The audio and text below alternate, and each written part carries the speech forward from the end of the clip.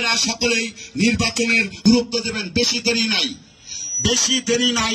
অতএব ভাই, পূর্বে যে যা ভুলভ্রান্তি করে থাকি যদি সবকিছু ক্ষমার দৃষ্টিতে দেখে আগামী নির্বাচন কিভাবে শক্তিশালী করতে হয় এই দিকে আপনারা সকলে লক্ষ্য রাখবেন। আমি পিছনে একটু নির্বাচনের দিক যেতে চাই। পিছনে আমরা বিগত অনেকটি নির্বাচন করছি। বিশেষ করে আমার অভিজ্ঞতা, এখানে আমার অনেক সিনিয়র নেতৃবৃন্দ আছেন। সাবেক মোহাম্মদপুর থানা স্বেচ্ছাসেবক দলের সাংগঠনিক সম্পাদক আমার বড় ভাই জুয়েল ভাই এখানে আছে, তাদের হাত ধরে আমরা একসাথে রাজনীতি করছি। মেজবু ভাই আছে, তাদের সাথে ছাত্র দল করে এসেছি। আমরা বিগত রাজনীতি নির্বাচন পরিচালনা আমরা অনেক সিনিয়র নেতৃবৃন্দের কাছে থেকে করে আসছি। আমরা নাসিরউদ্দিন পিন্টুর একে দুটি নির্বাচন আমি গুরুত্বপূর্ণ দায়িত্ব পালন করছি। এখানে আমার সিনিয়র নেতৃবৃন্দরা সাক্ষী আছে। আমি নাসিরউদ্দিন পিন্টুর দুটি নির্বাচন আমার নিজ দায়িত্বে আমি পালন করছি। লাস্ট নির্বাচন তার এসএসএফ বাহিনীর প্রধান হিসেবে আমি দায়িত্ব পালন করছি। অতএব তারপরে ব্রিটিশ সরকারের এই ফখরুদ্দিন মনিরুদ্দিনের আমলে যে নির্বাচন হলো, পাতানো নির্বাচন, এই নির্বাচনে তো আমরা মাঠে কাজ করতে পারি নাই। অতএব সেই নির্বাচনে আঘাত করে এই আওয়ামী লীগ সরকারকে ক্ষমতায় আনছে। তারপরের নির্বাচনে তো আমরা এককভাবে কাজ করতে পারি নাই। আরেকটি সৌভাগ্য হয়েছে, আমার রাজপথের সহযোদ্ধা যার সাথে আজকে বিগত দীর্ঘদিন ধরে একসাথে রাজনীতি করতেছি, অ্যাডভোকেট মাসুম খান রাজেশের নির্বাচনে আমার আরেকটু সৌভাগ্য হয়েছে, তার নির্বাচনে গুরুত্বপূর্ণ দায়িত্ব হিসেবে আমি পালন করছি।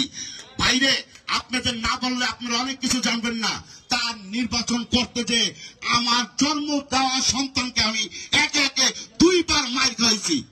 এখানে অনেকে সাক্ষী আছে, আমার বন্ধু দেলোয়ার, রাসেল, ওরা সাক্ষী আছে। নির্বাচনের দিন রাত্রে আমার সন্তানকে মেরে শরৎদি হসপিটালে ভর্তি করে রাখতে আমার ফ্যামিলি আমাকে জানায় নাই।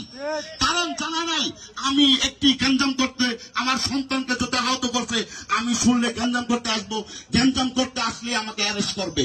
অতএব আমাদের সন্তানদের উপরে বারবার নির্যাতন হয়েছে। আমরা তারপরও এই দলের হাল কখনো ছাড়ি নাই, দল ছেড়ে অন্যের সুবিধা দিতে চাই নাই। আর ইনশাআল্লাহ যতদিন বেঁচে থাকবো এই দলের হাল দায়িত্ব থাকুক আর না থাকুক, দলের হাল ধরার চেষ্টা করবো ইনশাআল্লাহ। অতএব ভাই, আমাদের পরিবারের উপরে নির্বাচন হয়েছে। এই 5 তারিখ, এই যে 5 অক্টোবর গেছে, এই ছাত্র আন্দোলনের সময় আমি ঢাকা এলাকার থেকে একটু দূরে ছিলাম।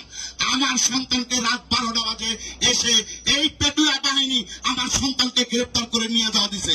আমার বাসার 2 তলা, নিচতলা, 3 তলার বাহির তলা সব মহিলারা সামনে দাঁড়াই গেছে। যদি ওরে নিয়ে যাওয়ার বাবা নাই, মা নাই বাসায়, ওরে নিয়ে গেলে আগে আমাদের গ্রেপ্তার করেন।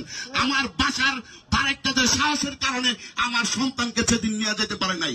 এমনকি এই আওয়ামী লীগ তো নির্যাতন করছে। এই আওয়ামী লীগের যে কিছু সহকারী সংগঠন আছে, ছাত্রলীগ, যুবলীগ, এরাও আমাদের পরিবারের উপরে নির্যাতন করছে। আমরা কোনো অ্যাকশন নেই নাই। আর আমরা হিংসার রাজনীতি করতে চাই না। আমাদের দেশনেত্রী বারবার বলছে আমরা হিংসার রাজনীতি করতে চাই না। অতএব আমরা ক্ষমা করে দিছি। এখন যদি আল্লাহ রাব্বুল আলামিন ওদের ক্ষমা করে, সেটা আল্লাহ রাব্বুল আলামিনই দেখবে।